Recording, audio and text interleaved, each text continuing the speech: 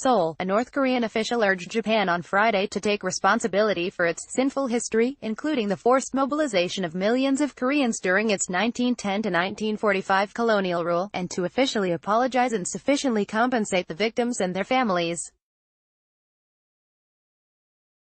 Ri Jiang-hyuk, vice chairman of the Korean Asia-Pacific Peace Committee, made the remarks in a speech at a conference on the subject held in Goyong, north of Seoul, with some 300 participants from 10 Asia-Pacific countries.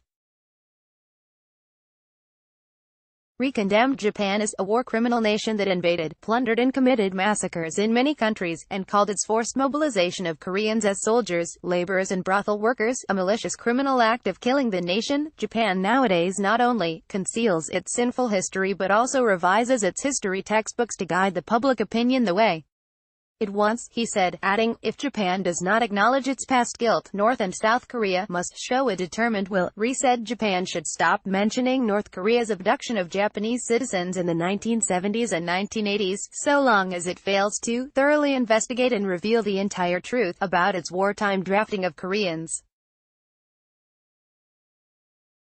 He was referring to Tokyo's call for Pyongyang to account for any Japanese nationals still in North Korea after being abducted, a primary point of contention in the fraught ties between the two countries. The conference was scheduled since before a recent South Korean Supreme Court ruling against a Japanese company that awarded 4 South Koreans damages for forced labor during colonial rule. Ri said they should be fully compensated and issued sincere apologies. The Japanese government has criticized the ruling, saying individuals' right to seek compensation was terminated under a 1965 bilateral treaty on issues relating to property and claims between the two countries and their peoples.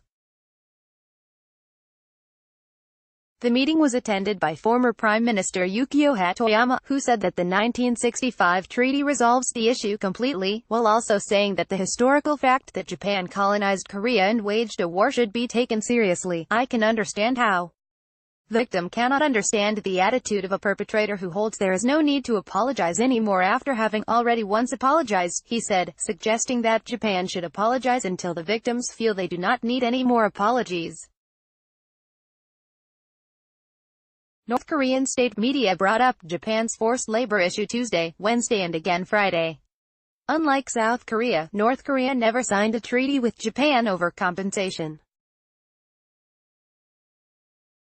The two countries have been discussing the issue since 1991, but the matter is not settled, legal and international relations experts said.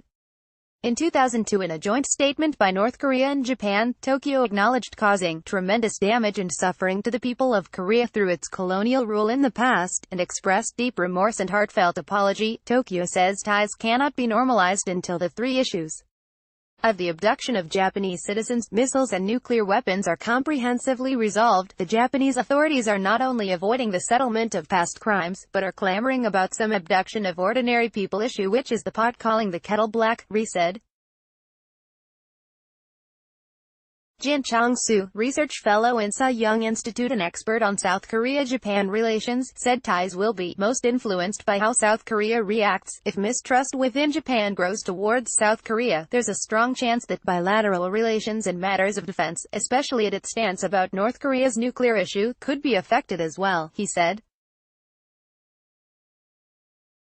Twitter, Facebook, LinkedIn.